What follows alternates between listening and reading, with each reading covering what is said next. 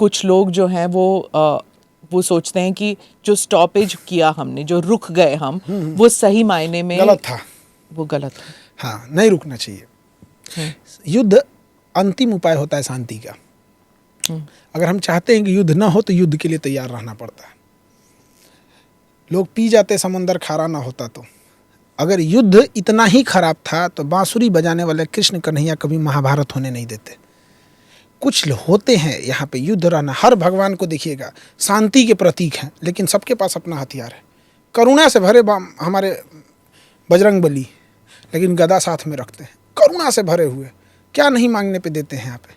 कृष्ण भगवान हमेशा कौरवों से तो ऐसे बात करने गए थे 5 गांव मांगने, जैसे कोई बहुत एक याचक है, साधारण याचक, सुदर्शन चक्र लेके, तो युद्ध के लिए तैयार। ये राष्ट्रपिता हमारे गांधी जी थे जो नॉन वायलेंस के प्रतीक थे, तो फिर वो भी तो है ना। गांधी जी नॉन वायलेंस के पुजारी थे। उस समय देश आज़ाद नहीं था, संगठन को लंबे समय तक बचा के रखने के लिए एक जरूरी था, क्योंकि अंग्रेजों के पास हथियार इतने ज़्यादा थे कि संगठन बनाने में टाइम लगता है। अगर हम एक गर्म दल बनाते थे 10 साल में, वो 10 दिन में ख़त्म करके रख देते थे।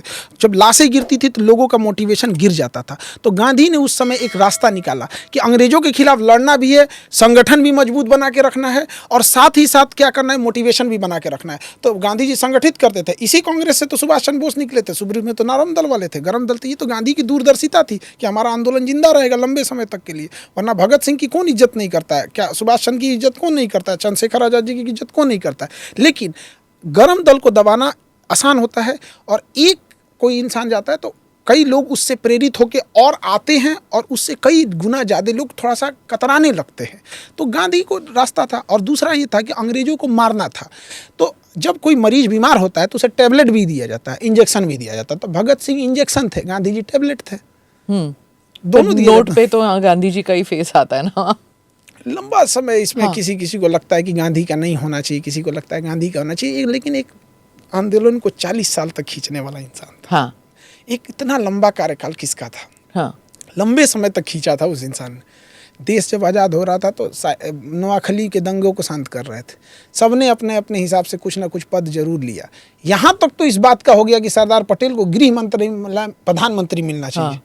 आपको क्या लगता है कि बनना चाहिए था प्रधानमंत्री? प्रधानमंत्री एंटरिम सरकार में देखिए, प्रधानमंत्री जो सरकार चला रहे होते हैं उन्हें पता होता है कि गृह मंत्री इक्विवेलेंट टू प्रधानमंत्री है।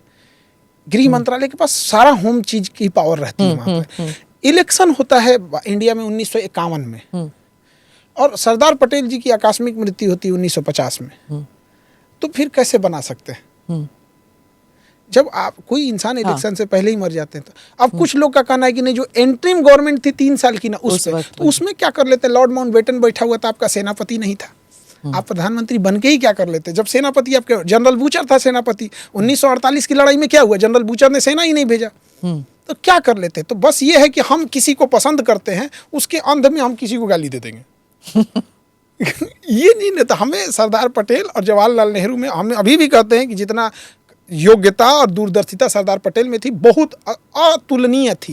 लेकिन इसका मतलब ये नहीं कि हम उनके वजह से हम किसी को नीचा दिखाने लगे। जब हम बच्चे थे ना, तो गांधी जी के बारे में या फिर नेहरू जी के बारे में कोई दूसरे विचार नहीं हो सकते। मतलब एक ही था कि देवर आर हीरोज।